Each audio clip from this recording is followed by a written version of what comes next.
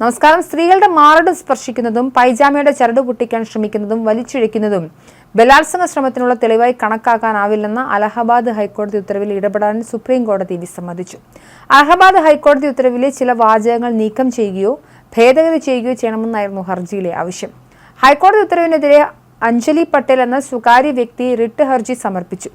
ഹർജിക്കാരന്റെ അഭിഭാഷകൻ വാദം ഉന്നയിക്കാൻ ആരംഭിച്ചപ്പോഴേക്കും ജഡ്ജി തടഞ്ഞു. കോടതിയിൽ പ്രഭാഷണം വേണ്ടെന്നായിരുന്നു ജസ്റ്റിസ് ബേല എം ത്രിവേദി പറഞ്ഞത്. എന്നാൽ ക്രിമിനൽ കേസുകളിലടക്കം അപ്പീലുകൾ സമർപ്പിക്കുമ്പോൾ പ്രത്യേക അനുമതി ഹർജിയായി വേണം സമീപിക്കാനെന്നും കോടതി വ്യക്തമാക്കി.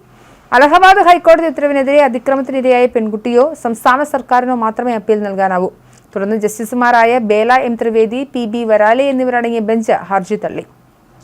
ബലാത്സംഗ ശ്രമവും ബലാത്സംഗത്തിനുള്ള തയ്യാറെടുപ്പും തമ്മിലുള്ള വ്യത്യാസം വിശദീകരിച്ചായിരുന്നു അലഹബാദ് ഹൈക്കോടതി ജഡ്ജി ജസ്റ്റിസ് രാം മനോഹർ നാരായൺ മിശ്രയുടെ പരാമർശം. പവൻ, ആകാശ് എന്നിവരുടെ പേരിൽ പ്രാദേശിക കോടതി ചുമത്തിയ ബലാത്സംഗ കുറ്റത്തിനെതിരെ നൽകിയ ഹർജിയിലാണ് ഹൈക്കോടതി നിരീക്ഷണം. 2021 പ്രായപൂർത്തിയാകാത്ത പെൺകുട്ടിയെ വാഹനത്തിൽ കയറ്റി ബലാത്സംഗത്തിന് ശ്രമിച്ചെന്ന കേസിൽ ഇവരുടെ പേരിൽ പോക്സോ കേസും ചുമത്തിയിരുന്നു. കേസിൽ സമൻസ് അയച്ച പ്രാദേശിക കോടതിയുടെ നടപടിയെ ചോദ്യം ചെയ്താണ് ഹർജി നൽകിയത്. ബലാത്സംഗം തെളിയിക്കാൻ വ്യക്തമായ തെളിവുകൾ വേണമെന്നും ബലാത്സംഗവും ശ്രമവും തയ്യാറെടുപ്പും തമ്മിൽ വലിയ അന്തരമുണ്ടെന്നും കോടതി ചൂണ്ടിക്കാട്ടി. വിഷയത്തിൽ സുപ്രീം കോടതിയുടെ ഇടപെടൽ ഉണ്ടാകണമെന്ന് കേന്ദ്രമന്ത്രിയും മറ്റു വനിതാ നേതാക്കളും ആവശ്യപ്പെട്ടിരുന്നു.